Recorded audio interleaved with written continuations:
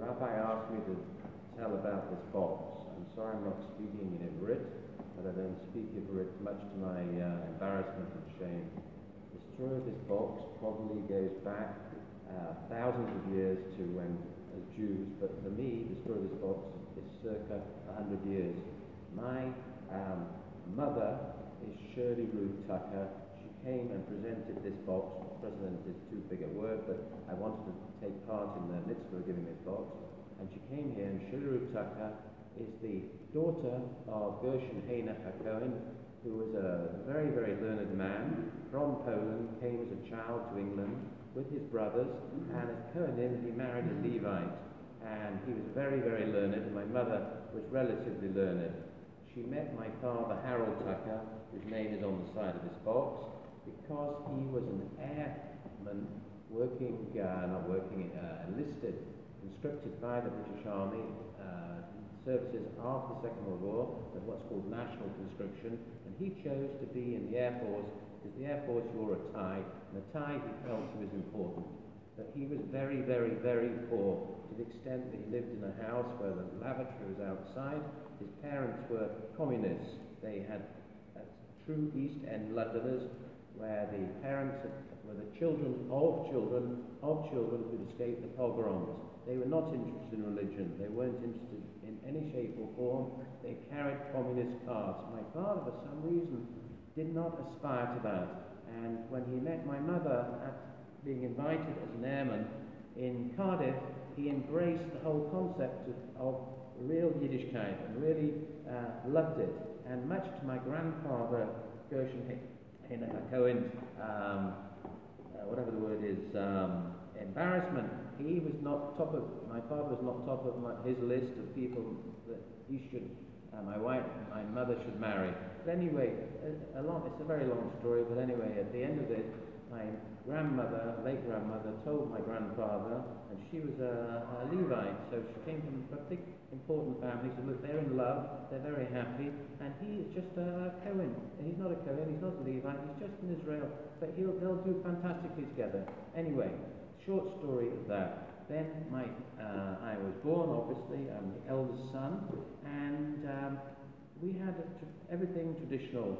Shabbos, and my father, as it says on the side of this box, became the president of the synagogue in South Manchester, where the rabbi was a man called Shlomo Felix Karlebach, a cousin of Shlomo Karlebach, and for him, my father, to be seen in the same level by Felix Karlebach was an amazing achievement, and he was self-learned, self-studied.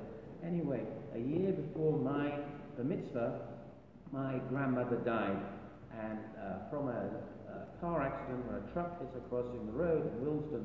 But the doctors diagnosed a brain tumour, and unfortunately operated on the brain tumour, and she died very soon afterwards because the operation killed her basically. But my bar mitzvah was 1 year after that truck accident, and my father then went to synagogue every morning, every afternoon, every evening. I was then 12 years old, and I would accompany him every morning to shul. And I saw that my father's devotion to go every morning, every afternoon, every evening was quite really something unusual, but and it was quite a burden because he was working hard. Anyway, we fast forward again when my grandfather passed away, and my grandfather didn't have someone to say Kaddish for him. So my father would say Kaddish, and I went along with him when I was there every morning and sometimes in the evening. Anyway, sadly, my father was diagnosed with glioblastoma maybe 3 years ago.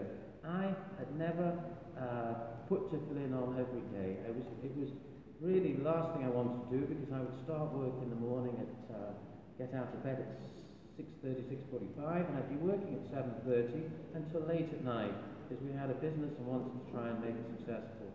Anyway, my father was diagnosed with glioblastoma, and sadly it's something that it's very difficult to fight from. Very few people survive.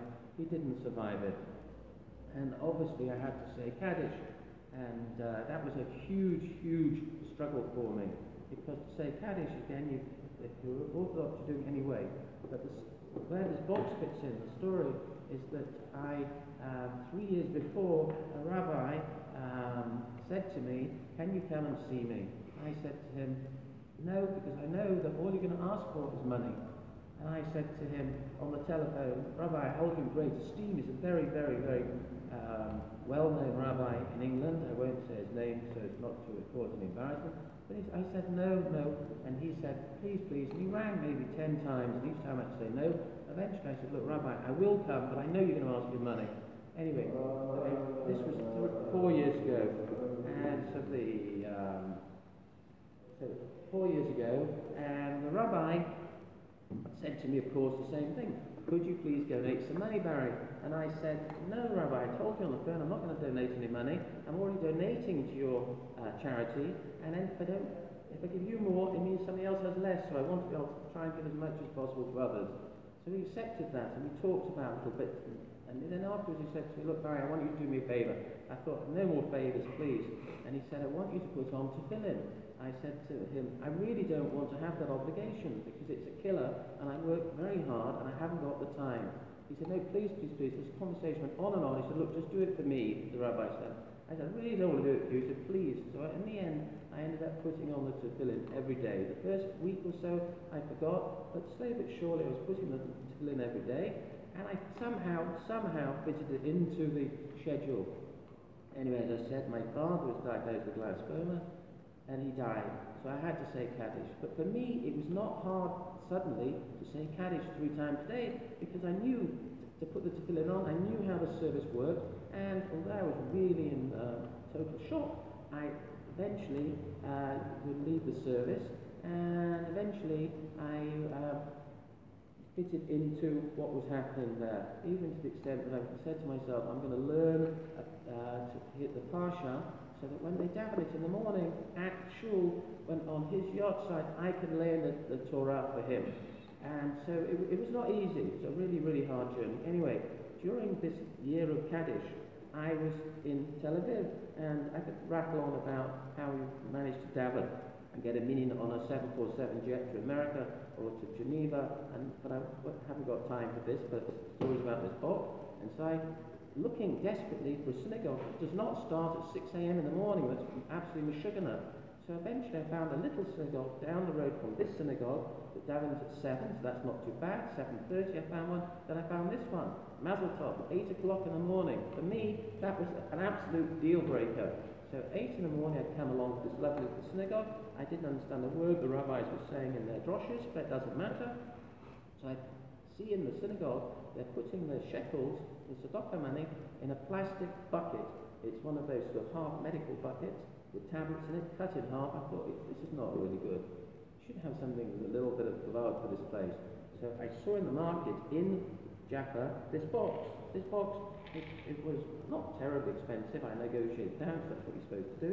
And I bought the box, and then I thought, how can I get it engraved with my father's name and stock on the side?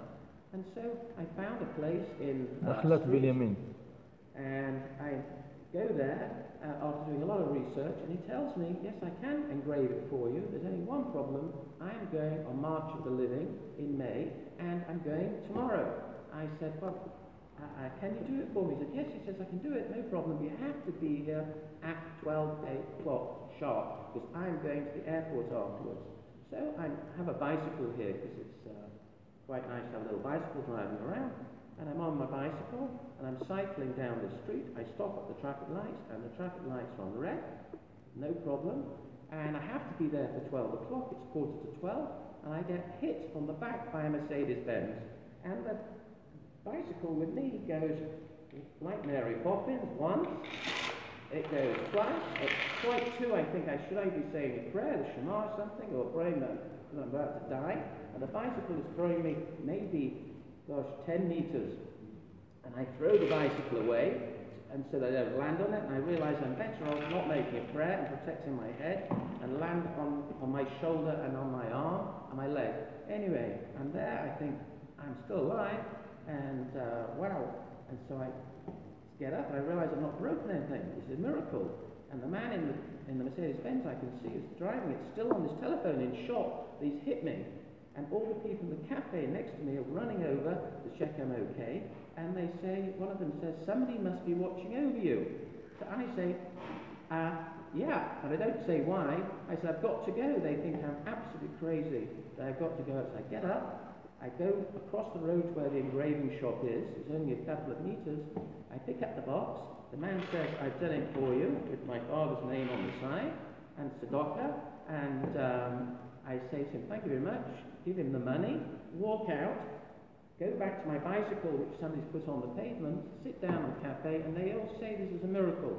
So the story with this box that I'm telling you is, one, come to shul, it's a good idea.